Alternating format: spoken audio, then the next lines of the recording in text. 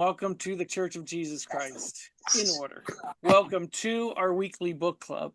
Welcome to what we like to call our Tuesday nighters. And this is week number 68 and part 4 of the series called Your Young Men Shall See Visions, Your Old Men Shall Dream Dreams. And that's exactly what's taking place in the studies that we're in right now. We're in 1st Nephi 13. This is what you've done over 67 weeks. That's the short form. You've done more than, what you've actually done, I was going to say 4.5. You've actually done 4 2/3 days of live discussion. After reading more than 250 chapters, more than 6,100 verses, more than 167,000 words, you've sat and discussed for 4 2/3 days.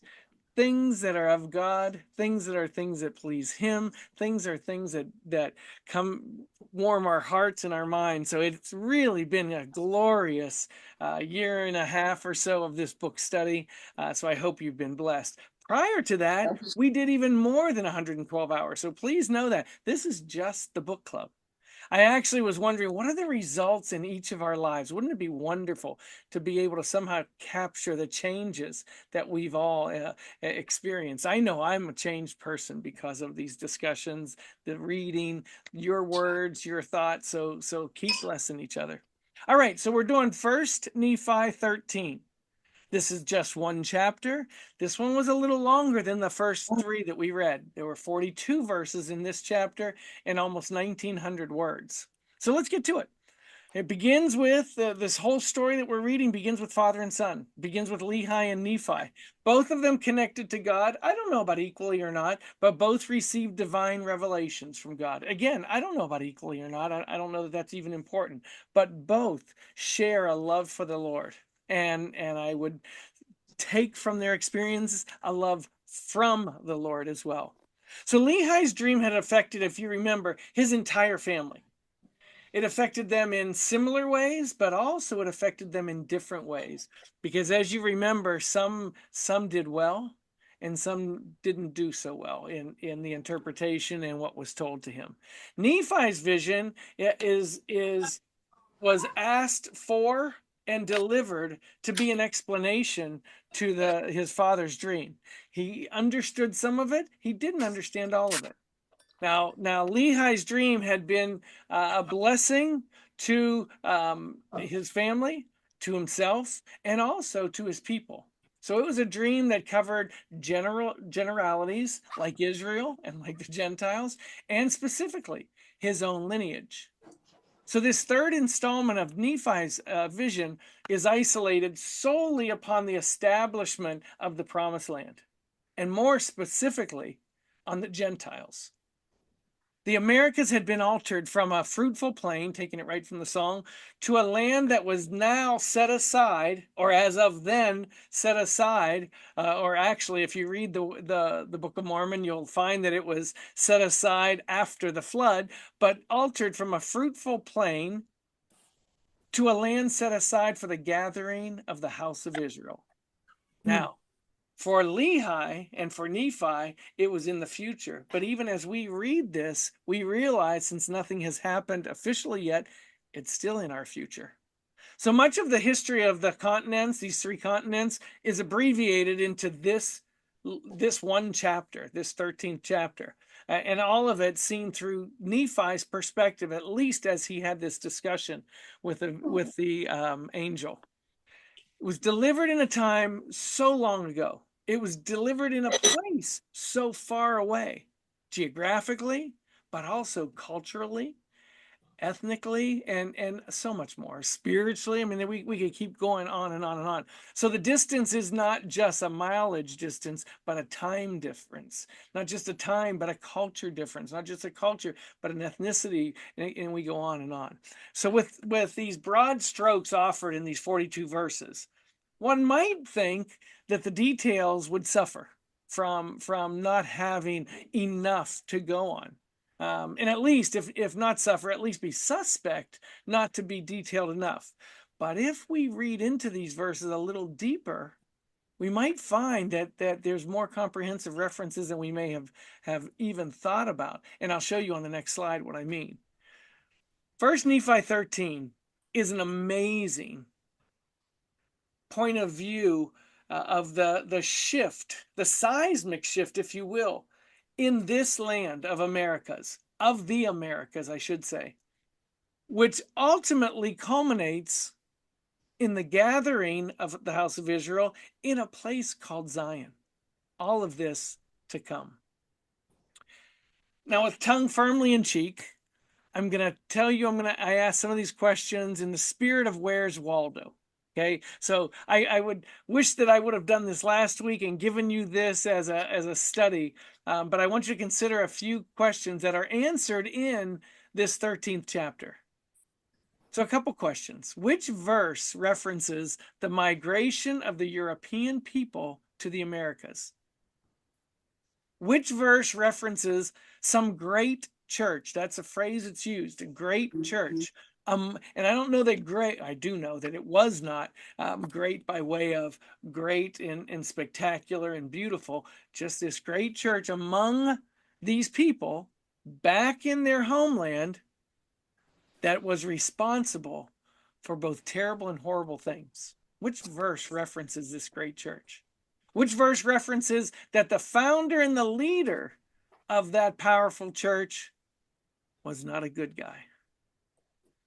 Which verse references the oceans that separate these new Americans from the Israelites?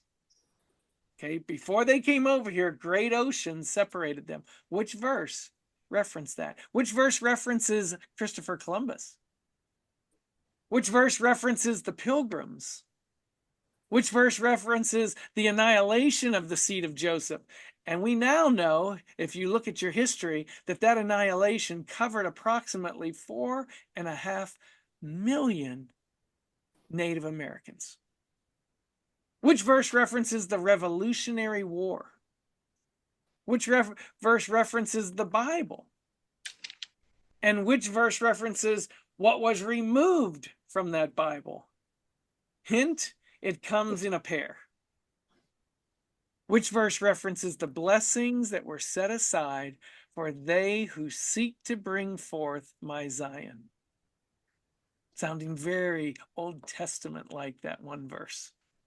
All right, this third episode of Nephi's vision, 75% in of what we're reading about this vision, shows what was shown to him, if you will. Okay, most importantly in this one, I said in one of my texts, a nation coming alive, a nation built. But it shows the Gentiles landing in the Americas and all the changes that happened to this land of the Americas after the Europeans landed. So a couple quotes just pulled out of that 13th chapter with no explanation from me. I mean, maybe we'll discuss those when we go to open dialogue. Many nations and kingdoms. These are nations and kingdoms of the Gentiles.